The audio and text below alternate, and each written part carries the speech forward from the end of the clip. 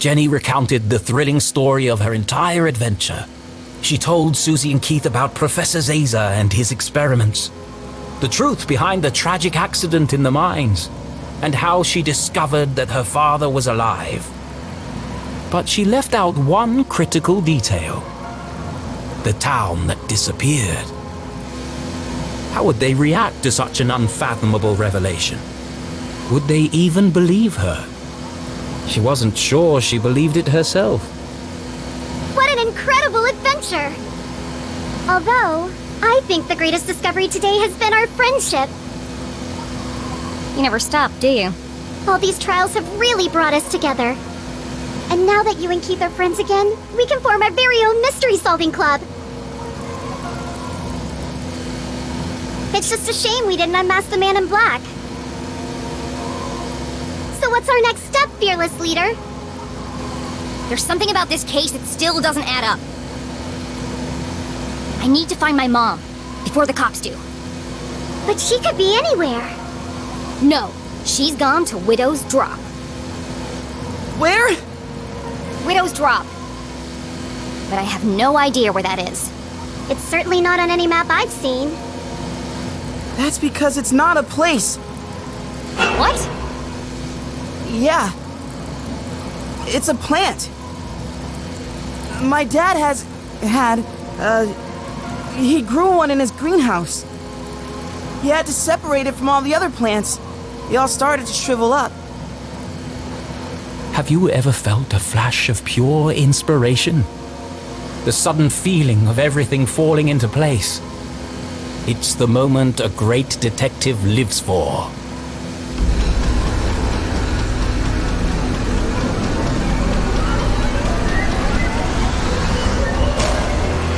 An epiphany! Keith, what day do you take out the trash? What? What day does the garbage man come? Friday? Why? Of course! It was right there the whole time! Jenny! I know where my mom is! Jenny! And I know who killed Dean Stroudsbury. Jenny! Look out!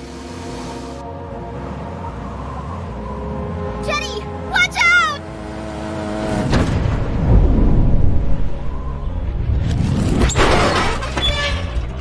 We survived! Yeah! We made it! I have to go back! Go back? But we just got out! A little birdie told me I'd find 3 unruly kids out after curfew. Oh no! Damn. Stealing, breaking and entering, destruction of property. You're all in a heap of trouble. Jenny, can't say I'm surprised to find you here. But Keith, Susie, I expected more from you. no! I'm ruined! Sheriff, this is Station. Are you there? Go ahead, Station. Susie, Keith, I need you to create a distraction. What? There's no time to explain. Where are you going? You'll just have to trust me. Okay. No! Susie, please! No, not unless you say it. Say what? After everything we've been through, you know it's true. What are you talking about? Now is hardly the time for this. You told me to stand up for myself, so that's what I'm doing. Hold on a second. Enough chatter. Get your sorry butts over here now! We depend on each other. Admit it, Jenny. Come on, Jenny. It's not a big deal. Just say it. This is your last warning. I am not going to tell you again.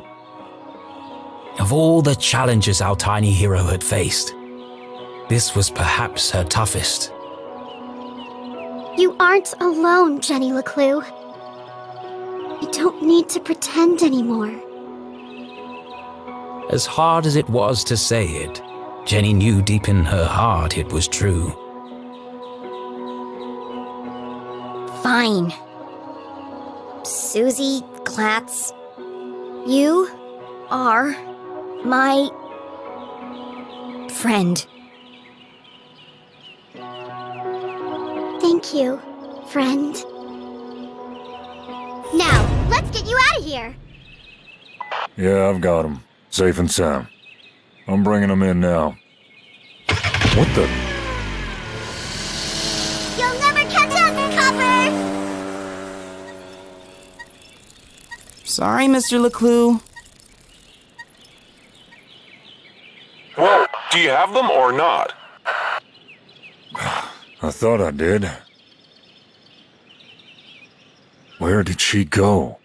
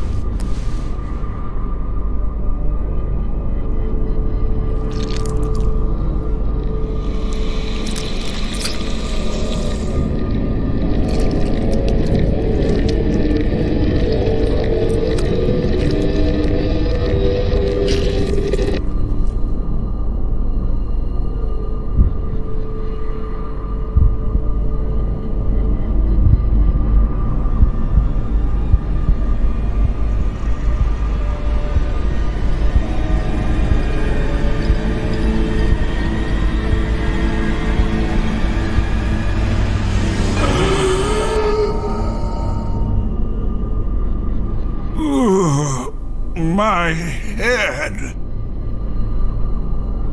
Thank goodness. It worked. Oh, how wonderful to hear your voice. I was having the strangest dreams. What's wrong? I almost didn't make it.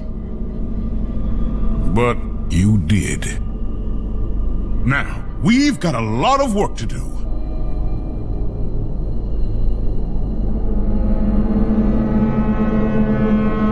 I knew it!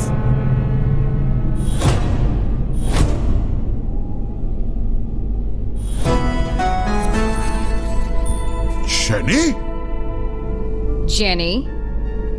Surprised to see me? I am only a child after all.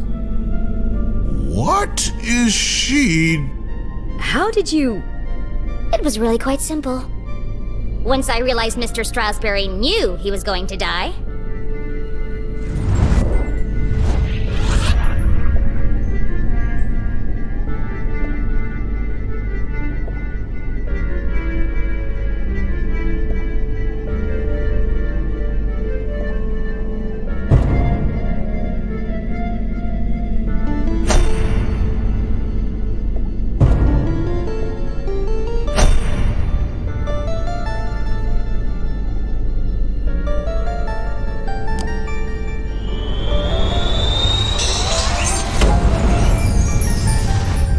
why would the Dean take out the trash 2 days early?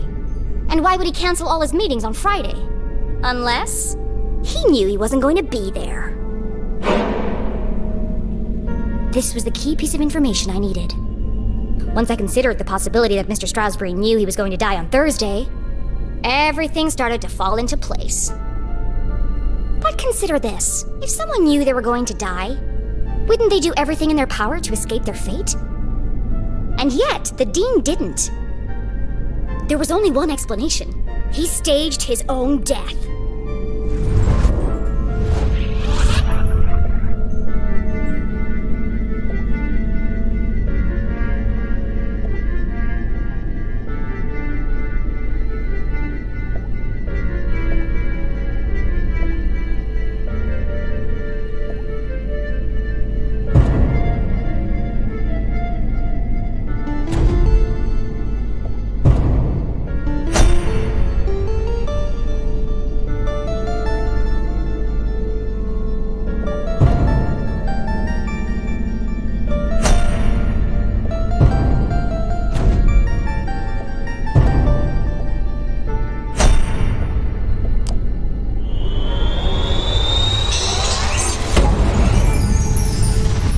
It's no secret that the Dean is an avid gardener. But some people might not know he authored a book about exotic plants and their natural remedies. One of the Dean's assistants told me about the exotic plants he cultivates in his greenhouse. Some with quite remarkable properties. You knew how you were going to die, Mr. Stroudsbury. Poison. You knew because you made it yourself from one of your plants. A poison that you had an antidote for. That would be the method, but you couldn't work alone. You needed an accomplice. Someone to revive you when the time was right.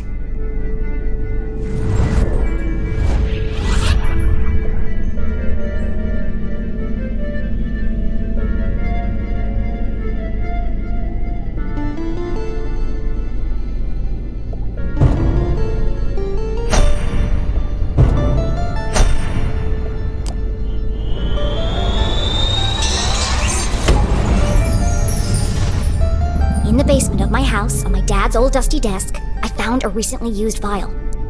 The residue was purple, the same color as the marks on the Dean's neck. In the jail, Mom knew she was running out of time, so she entrusted CJ to finish what she had started. To revive the Dean from his deathly slumber. You plotted together to stage Mr. Stroudsbury's death. It was a simple scheme. Poison him with the plant, then return after the funeral to revive him. You had intended the death to appear natural, but not everything went according to plan.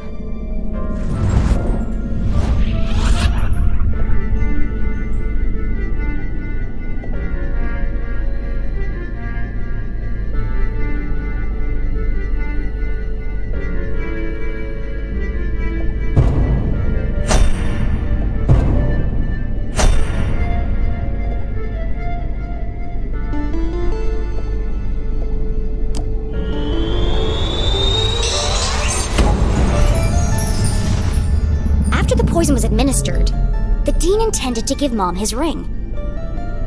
But he accidentally dropped it, and it got stuck in the electrified track of the ladder. When he bent down to retrieve it, he was electrocuted and thrown from the balcony. Getting caught hadn't been part of the plan. Quite remarkable, Jenny. And you worked out all that by yourself? Yes, that's how you did it, but the real question is why? Well, that's all a bit more complicated, I'm afraid.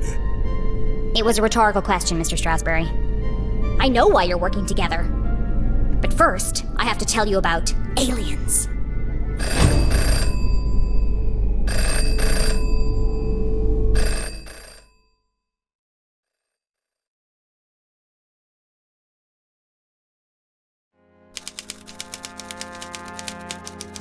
Oh, this is exciting. What an incredible adventure this turned out to be.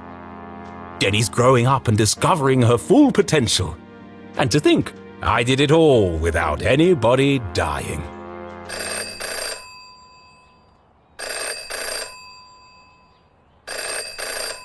Hello? Richard!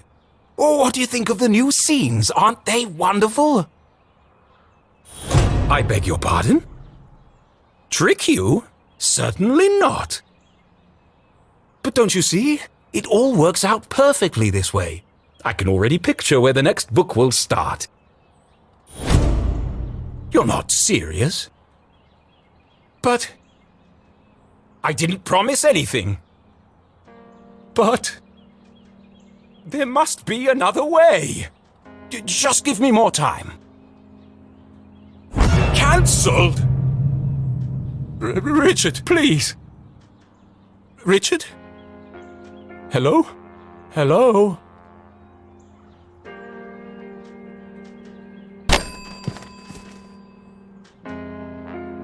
It's no good.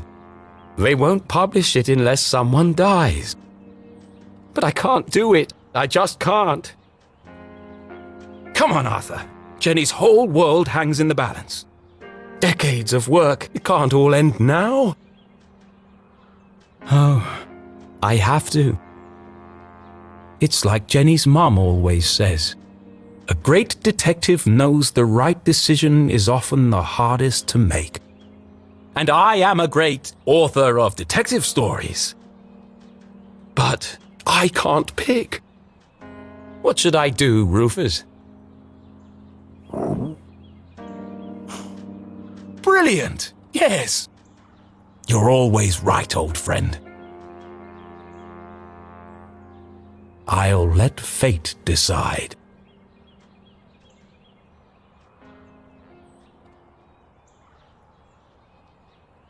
Here goes.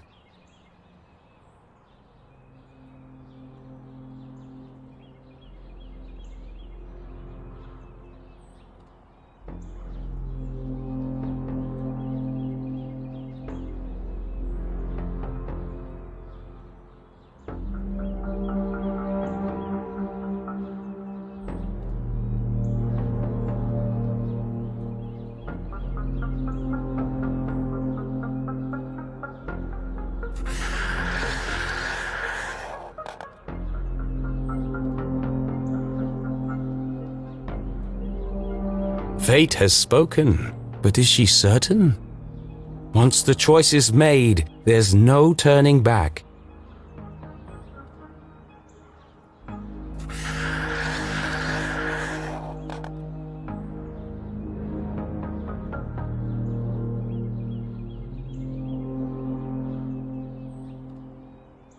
Well, that was easier than I thought. It's the only way this scene can end. The ending the book deserves.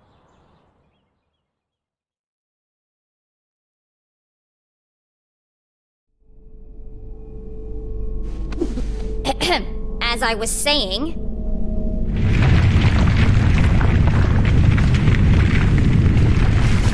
What was that? No more interruptions! The tremors were getting more violent and more frequent. Please! I'm in the middle of my astonishing denouement! Everyone in town thinks CJ is crazy. A madman spouting wild theories about aliens and hidden forces at work in Arthurton. But all the strange phenomena he's seen are real. And the culprits are men, not monsters.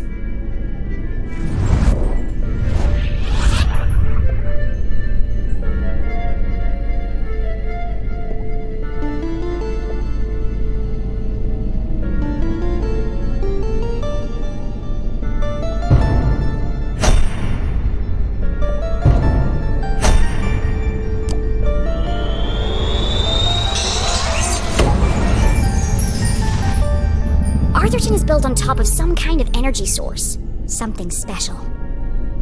I uncovered the secret laboratories of Professor Zazer. He ran experiments to study the unique properties of Arthurton's resource. And his research was funded by a shady organization called the Council of Three. One of the experiments went tragically wrong and caused the collapse of the quartz mines.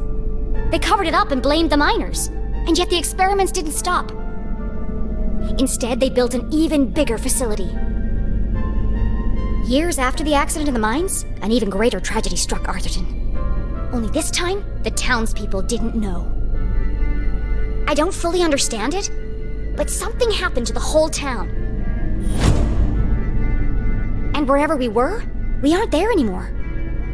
The rest of the world think we disappeared.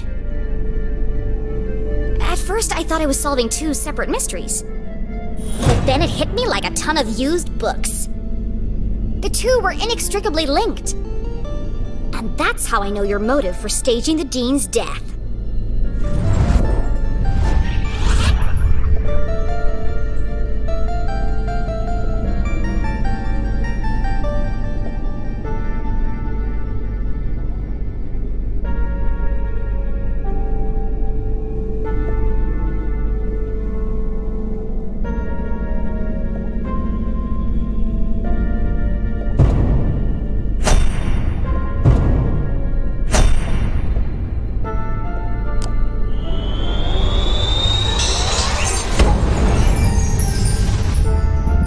Working for the university. He was working on Zazer's machines. All under the watchful eye of the Council of Three. The Dean is part of the Council of Three, or at least he works for them. Through her own investigation, Mom concluded that Dad had died under suspicious circumstances. She confronted the Dean. Racked with guilt, he confessed and begged for her forgiveness. Instead of letting anger cloud her judgment, Mom saw an opportunity. And together, you concocted a plan to bring down the organization from the inside. Oh, what a brilliant mind you have, Jenny LeClue. Julie, I believe you underestimated this girl. You could have gotten yourself killed. But I didn't. But what if you had? I'm not a kid anymore. I have to make my own choices. A flower cannot blossom without light. Jenny had risked everything to save her mom. I'm sorry, Jenny.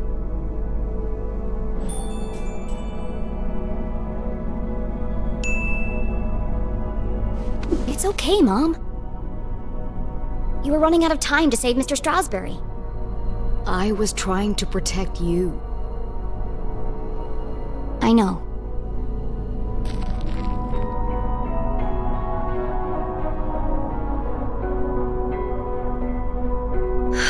I should have trusted you. But you were wrong. I just apologized. No, not about that. Everyone presumed Dad died in the lab explosion. So did I, until today. But then, I started finding secret messages all over town. They led me to a secret room under the graveyard. And there, on a small television, I saw him. Henry?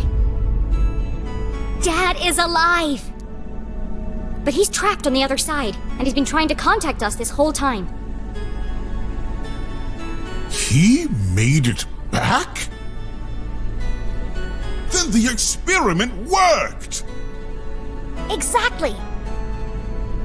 But if he made it back, that means... We can all get back! We need to get to the machine, right away. No! First, we need to find Professor Zazer.